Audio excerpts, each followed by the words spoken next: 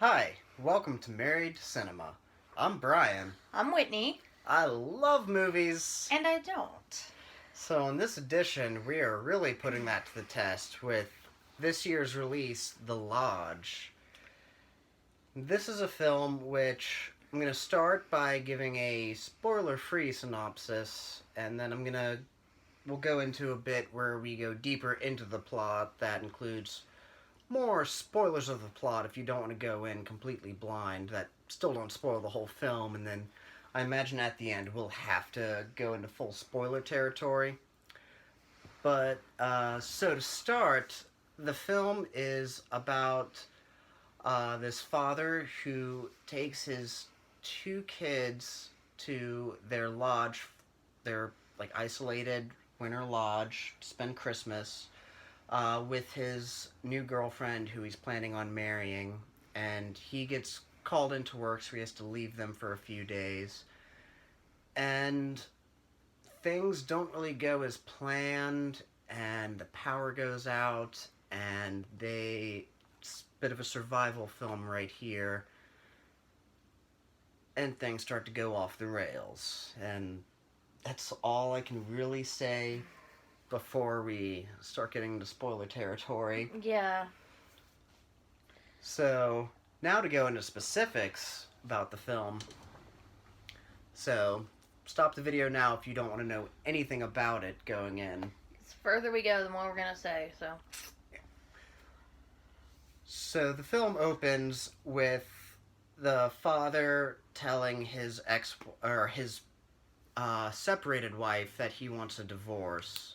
She's a devout Catholic, and she commits suicide, leaving the kids traumatized, especially the young girl, who is convinced that she won't get to heaven because she committed suicide.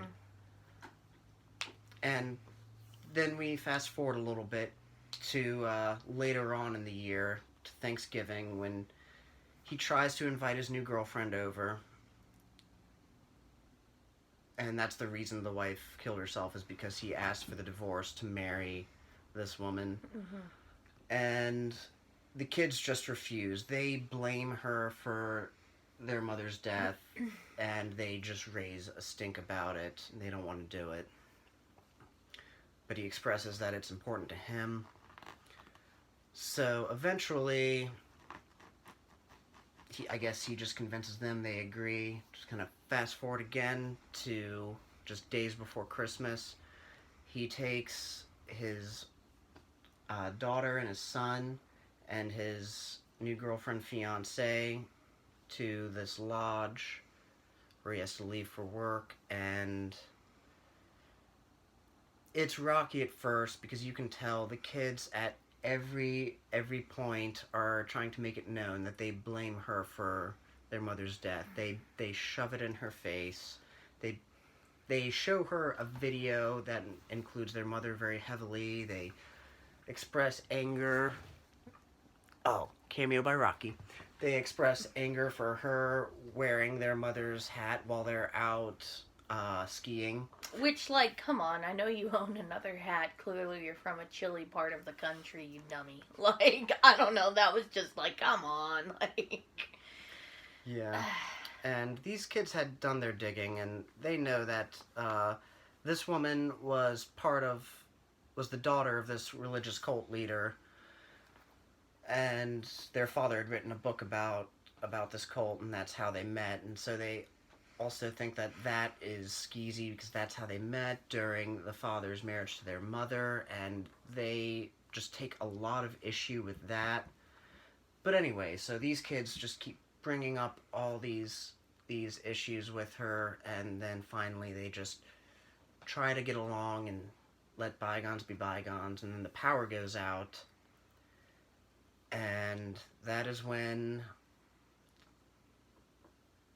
everything starts to happen. And yeah, would you like to say anything from there? This is, someone paid money to make this. I am not a fan. I thought it was a load of crap.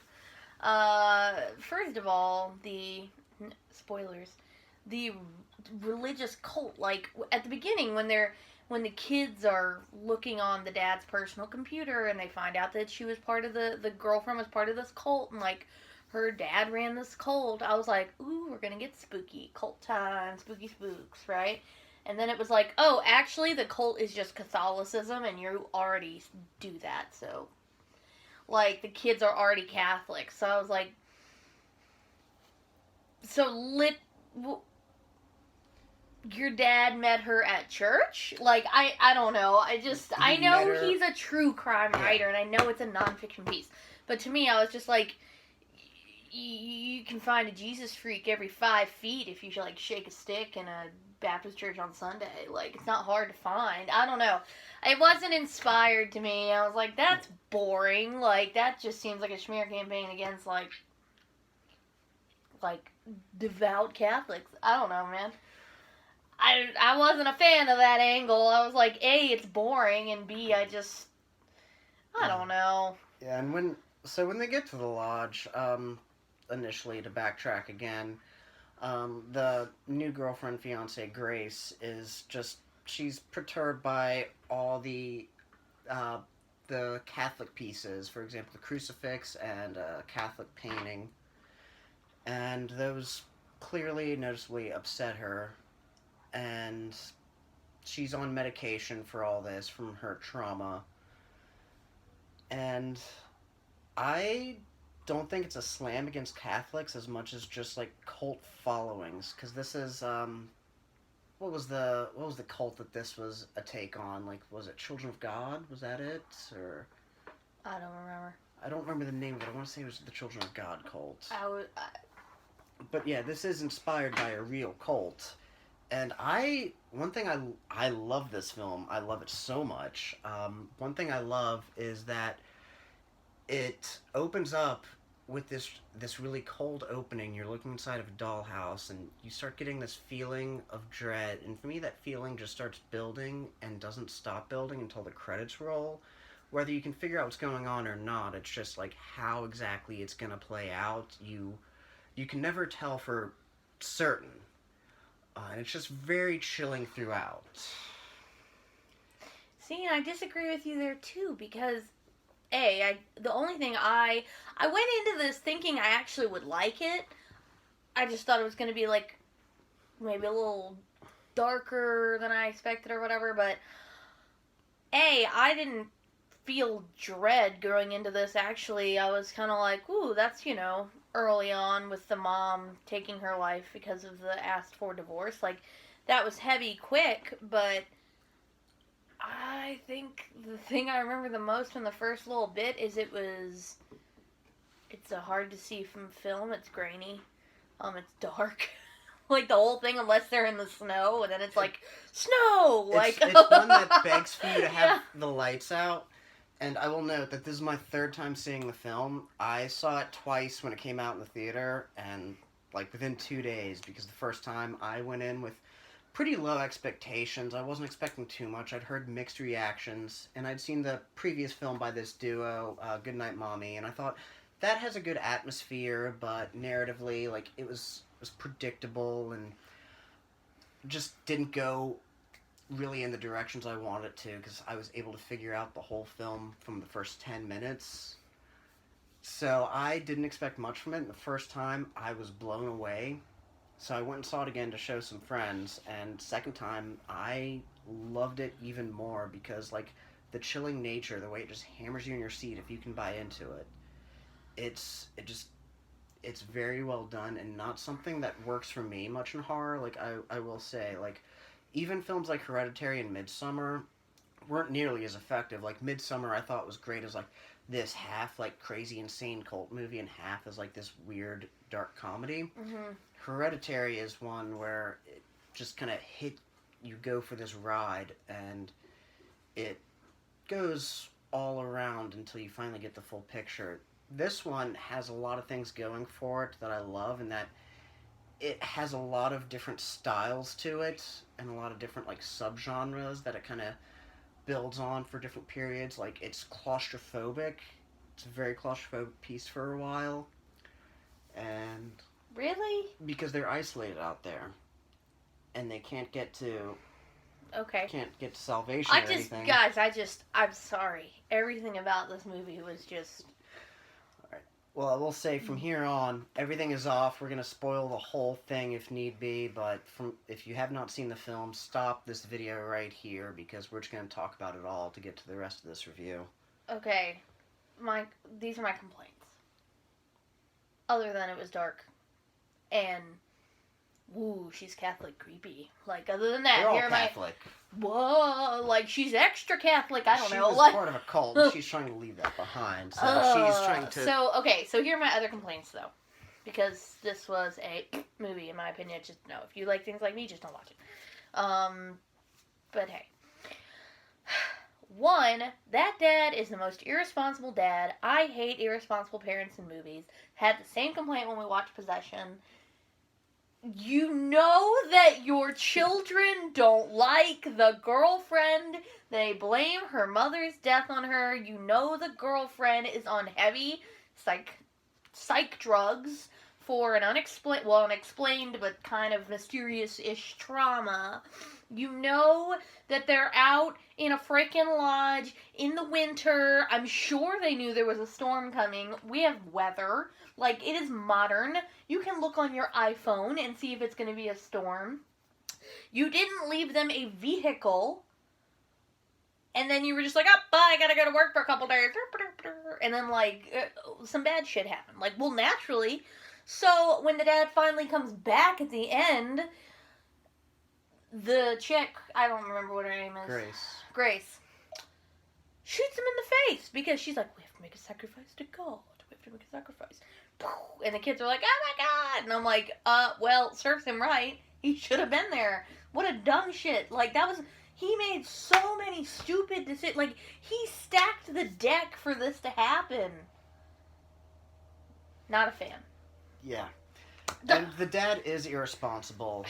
And it goes through these movements, like I was saying earlier. And another one is bad children, because turns out for a while they are playing this prank on the new girlfriend that they are all already dead and everything. But they have been messing with her from day one because they don't like her and they want her out of the picture.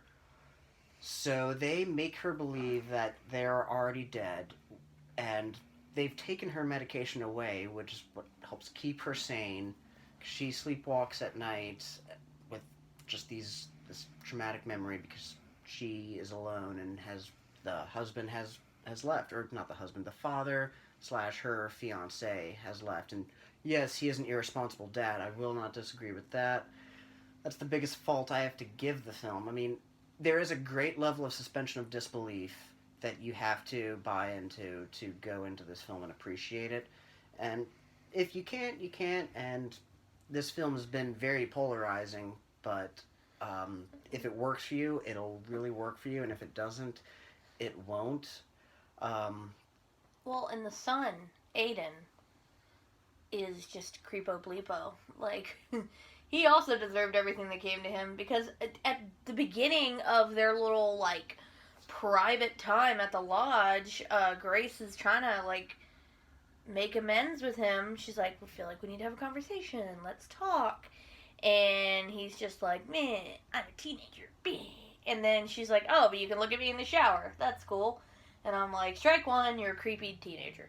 And then, this prank, I don't remember the little girl's name, but Mia. I was going to say Mila. I was close. A child that small is not going to come up with a prank like that on their own. So strike two, you put your sister up to some crazy stuff that ended up having a big problem. I don't know.